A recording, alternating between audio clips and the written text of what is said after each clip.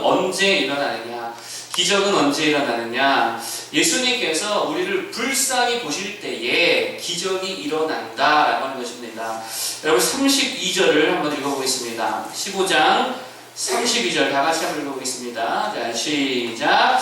예수께서 제자들을 불러 이르시되 내가 우리를 불쌍히 여기노라. 그들이 나와 함께 있은지 이미 사흘임에 먹을 것이 없도다. 길에서 기진할까 하여 굶겨 보내지 못하겠노라. 아멘. 내가 우리를 어떻게 여기노라? 불쌍히 여기노라. 여러분, 주님께서 우리들을 불쌍히 여기신다라고 지금 말하고 있다는 것이죠. 여러분, 기적의 관건은요, 사실 주님이 우리를 어떻게 보시느냐 여기에 달려 있다라고 하는 것입니다. 주님께서 우리를 불쌍히 보시면 무조건 기적이 일어나게 될 줄로 믿습니다. 여러분, 아버지가 아들을 불쌍히 여기면 아들이 하고 싶고 다 해주고 싶은 마음이 있지 않겠어요? 주님이 우리를 불쌍히 여기시면 그때의 기적이 일어나게 된다라고 하는 것이죠.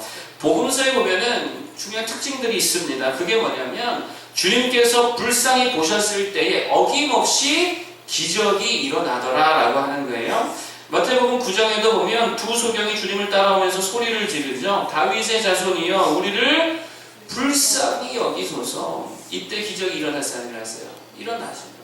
그때 주님이 그들을 고쳐주셨습니다. 17장에도 보면 간질에 걸린 아들, 이 아버지가 주님께 외칩니다. 주여 내 아들을 불쌍히 여기소서. 이때에도 기적이 어김없이 일어나더라라고 하는 것이죠. 주님께서 나인성 과부를 보셨을 때에 그의 마음에 이렇게 말합니다. 그를 불쌍히 여기셨다. 그의 마음 가운데 나인성 과부를 보셨을 때 불쌍히 여기는 마음이 있게 되었을 때에 그의 죽었던 아들을 살아나게 하는 기적을 베풀어 주시더라라고 하는 것입니다. 따라서 기적의 관건은 주님이 우리를 불쌍히 보시는가 거기에 있다라고 하는 거예요. 그러면 여러분, 주님이 언제 우리를 불쌍히 여기시느냐라고 하는 것이죠. 언제 우리를 불쌍히 여기실까요? 32절 다시 한번 읽어보겠습니다. 32절 하반절을 중심으로 다시 한번 읽어보겠습니다. 시작. 예수께서 제자들을 불러 이르시되 내가 우리를 불쌍히 여기노라. 그들이 나와 함께 있은지 이미 사흘임에 먹을 것이 없도다. 길에서 기진할까 하여 굶겨 보내지 못하겠노라. 아멘. 나와 함께 있은지 이미 사흘임에 먹을 것이 없도다. 이렇게 말씀하고 있다는 것이죠. 주님이 언제 우리를 불쌍히 여기시냐?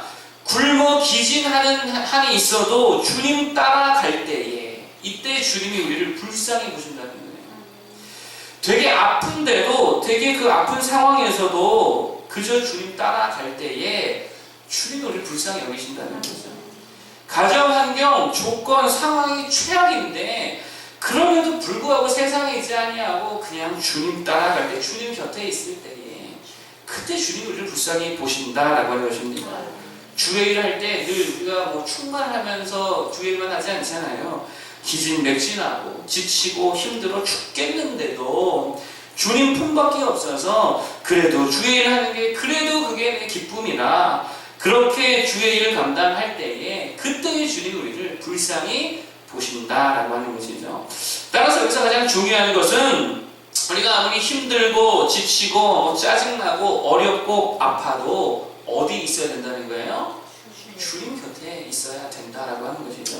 세상에 있지 아니하고 주님 곁에 그 자리에 주 안에 있을 때에 기적을 맛보게 될 줄로 믿습니다.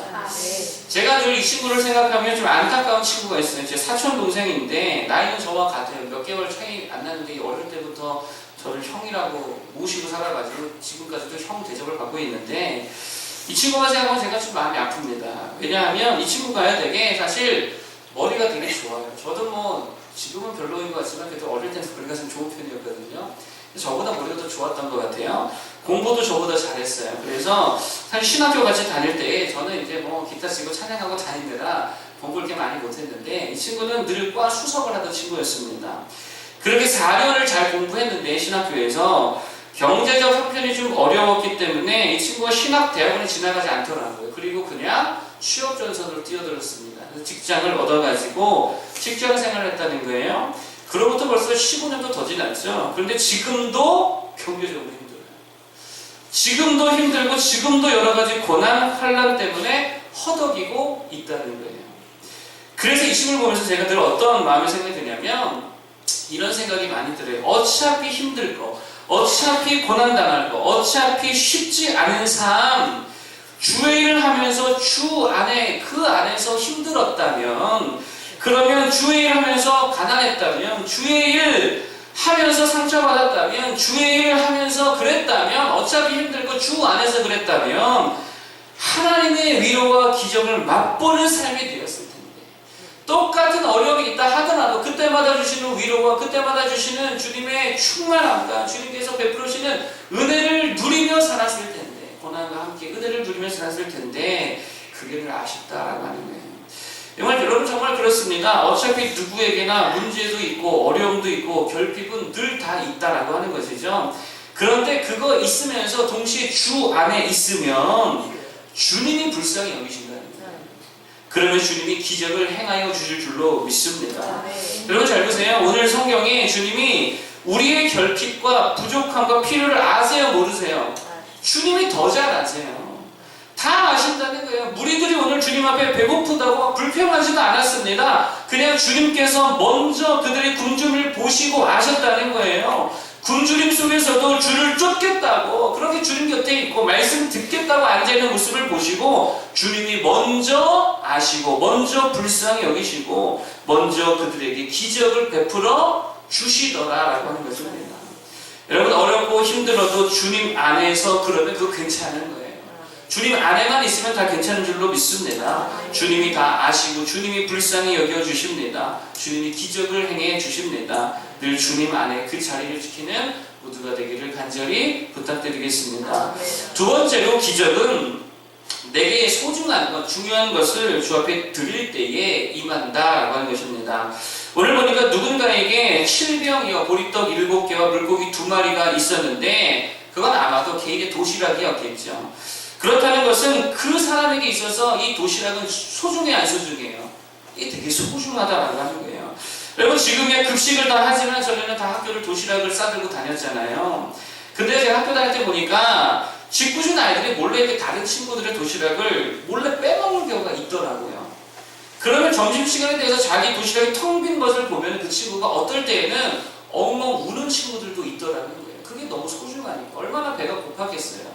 그런데 자기 도시락이 비어있으니까 어떤 친구는 막 울더라는 거예요. 그나마 좀 성격이 좀 괜찮은 친구들은 야, 네 것도 다 뺏어 먹겠다는 거 달려드는데 성격이 소심한 친구들은 그냥 울고 앉아있다는 거예요. 여러분 도시락이라는 거 사실 꽤나 그 사람에게는 소중한 것이다라고 하는 것이죠. 그런데 오늘 그것을 주님께 드렸을 때 별거 아닌 것 같지만 소중한 그것을 주께 드렸을 때에 그게 4,000명을 먹고도 남을 기적의 재료가 되더라라고 하는 것입니다. 저는 새벽 기도가 강력한 이유가 그거라고 생각합니다. 그 시간이 되게 소중하잖아요.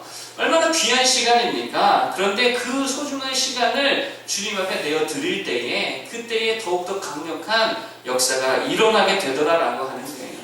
여러분 11조 하나님이 기뻐하시죠? 하나님이 기뻐하시는 이유가 무엇이죠?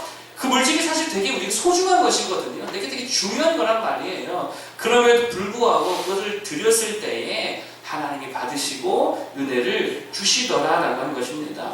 여러분 그래서 자꾸 소중한 것을 나누는 연습이 되게 필요한 것 같아요. 그래서 갈라디아 6장 6절에 보면 이런 말씀이 있습니다. 가르침을 받는 자는 말씀을 가르치는 자와 모든 좋은 것을 함께 하라. 무슨 말이냐면 좋은 것이 있고 소중한 것이 있을 때에 함께 나누라는 거예요. 그럴 때에 기적이 일어나게 된다라고 하는 것이죠. 이런 생각을 해보게 됩니다. 주님께 드리는 것은 절대로 소비가 아니다. 주님께 드리는 건 소비가 아니라는 거예요. 그럼 뭘까요? 투자다 이렇게 말하는 건 너무 좀 그런 것 같고 맡김이다 이렇게 생각이 들어요.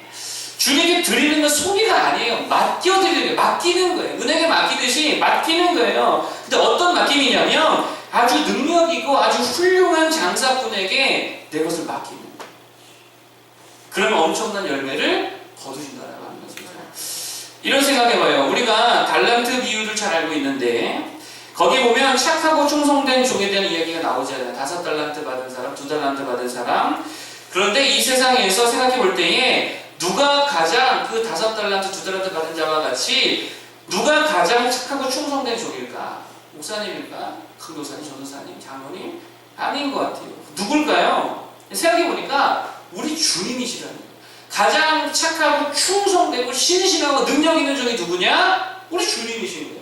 그 말인 즉슨 우리에게 있는 소유를 그 달란트를 주님에게 맡기면 주님의 손에 위탁하면 주님이 그걸로 나가서 주님이 일하시고 주님이 장사하시고 주님이 엄청난 열매를 맺으신다라고 하는 것입니다. 그렇기 때문에 주님께 맡기라는 거예요. 주님께 드리라는 거예요.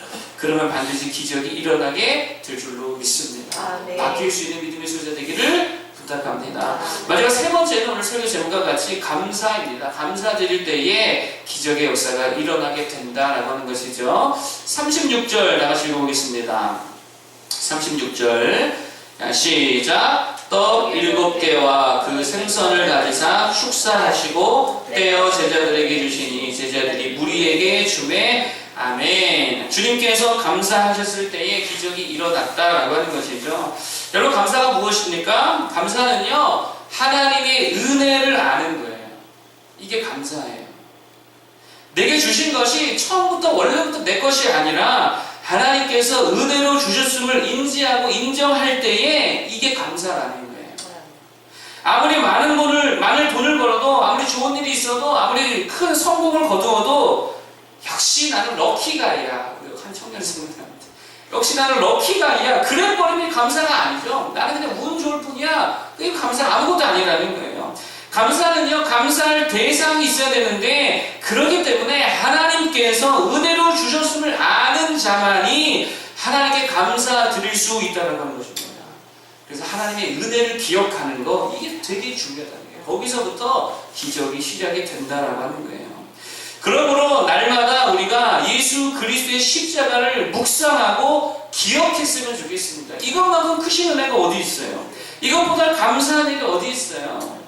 여러분 이보다 큰 은혜가 어디 있습니까? 내가 참 기도 응답도 많이 받고 체험도 많이 받아서 좋겠지만 여러분 그런 것들보다 더 귀중하고 큰 감사의 제목이 뭐냐면 아무리 생각하고 또 생각해도 십자가예요. 구원받은 은혜가 가장 감사한 감사의 제목이다라고 하는 것이죠. 천국 가는 은혜. 여러분 이거 생각하면 어떤 상황에서도 감사가 나올 수밖에 없다라고 하는 것입니다. 여러분 특히 감사 중에서도 최고의 감사 어떤 감사일까요? 미리 감사. 이런 얘기 많이 들었던 것 같은데 미리 감사 되게 중요한 감사라고 생각합니다. 미리 감사가 중요한 이유가 뭐냐면 미리 감사는요 믿음으로 드리는 감사이기 때문이라. 믿음으로 드리는 감사. 여러분 감사만 잘해도 미리 감사만 잘해도 큰 축복을 받게 되어지는데 여러분 이거 사실 이 자체가 우리에게 되게 큰 축복이 된다라고 하는 거예요. 여러분 생각해 보세요. 돈 많아야만 기적이 일어난다. 그러면 우리는 기적 맛볼 수는 별로 없지요. 지식이 많아야만 기적을 베풀어 주신다. 뭐 박사만 기적을 받는다. 그러면 우리 뭐 박사 별로 없잖아요. 뭐 또는 어려야만 뭐 된다. 또 나이가 많아야만 된다. 그런 걸로 된다면 우리는 기적을 별로 맛볼 수 없을 거예요. 그런데 믿음으로 감사하면 기적이 일어난다면 이건 누구나 다 할 수 있죠. 어린 나이도, 나이 많은 자도, 아픈 사람도, 병든 자도 능력이 있건 없건 지식이 있건 없건 성공을 했건 못했건 감사만 잘해도 축복받고 기적을 일어난다면 우리 다 여기 해당할 수 있다라고 하는 거예요. 여러분 감사하며 믿음으로 미리 감사 특별히 할 수 있는 모두가 되길 바랍니다. 이거는 우리가 다 우리에게 주신 특권이라는 거예요. 이 특권을 누리며 기적을 누릴 수 있는 우리 모두 되길 바랍니다. 고난이 있으세요? 십자가 생각하며 감사하시기 바랍니다. 고통 있으십니까? 구원받은 은혜 기억하시기 바랍니다. 넘어지시고 힘드실 때에 믿음으로 천국 바라보면서 감사하시기 바랍니다. 그러면 그 감사를 통해서 하나님이 일하시고 하나님이 채우시고 하나님이 세워주시고 갚아주시고 풍성케 하실 줄로 믿습니다. 감사로 기적을 맛보는 모두가 되기를 축복합니다. 우리 세 가지 말씀드렸습니다. 첫 번째, 주님이 불쌍히 여기시면 그때 기적이 일어난다. 곧 죽어도 주 안에 있어야 불쌍히 여김을 받는다 라고 말씀드렸고, 두 번째, 소중한 것, 작지만 소중한 것 드릴 때에 기적이 일어납니다. 죽게 드리는 거 소비 아니라 그랬죠. 가장 훌륭한 능력자에게 우리의 것을 맡겨드리는 거예요. 맡기면 주님이 일하셔서 엄청난 열매를 거두실 줄로 믿습니다. 세 번째, 감사하십시오. 감사가 능력입니다. 하나님의 은혜를 기억하고 십자가를 기억하고 믿음으로 미리 감사할 수 있는 모두가 되기를 바랍니다. 그래서 우리 모두의 삶의 날마다 주님이 부어주시는 기적으로 가득 차기를 소망합니다. 기도하겠습니다. 하나님 아버지 고맙고 감사를 드립니다. 특별 새벽기도 114 하나님 우리를 모아주신 하나님 고맙고 감사합니다. 하나님 정말 기도하여 하나님의 능력 붙들고 나아갈 때에 하나님께서 우리의 삶에 기도의 응답을 주시고 필요를 채워주시고 믿음으로 더해주시고 소망으로 더해주시고 사명으로 더해주실 줄로 믿습니다. 오늘 무엇보다 하나님 안에 거하여서 주님으로부터 불쌍히 여김을 받는 가난한 심령들이 다 될 수 있도록 인도하여 주시옵시고 나에게는 작은 소중한 것, 그것이 시간이든 물질이든 무엇이든 소중한 것을 기꺼이 주 앞에 내어 드릴 수 있는 맡길 수 있는 믿음의 소유자 되게 하여 주시옵시고 언제나 믿음으로 감사할 수 있는 감사로 기적을 일으켜낼 수 있는 우리 모두가 되게 하여 주시옵소서. 이 한 주간 주님 축복해 주시고 함께 해 주시고 하나님 동행해 주셔서 하나님을 말미암는 능력의 하루와 한 주가 될 수 있도록 붙들어 주시고 좀 이제 믿음으로 우리 새벽 예배를 시작합니다. 한 주간 동안 아버지는 온전한 예배로 주 앞에 승리할 수 있도록 하나님이 함께 하여 주시옵소서. 오늘 이 아침에 더 기도할 때에 은혜를 주시고 능력 주시고 충만함으로 함께 하여 주시옵소서. 감사드리며 우리 구주 예수님의 이름으로 기도드립니다. 아멘. 하늘에 계신 우리 아버지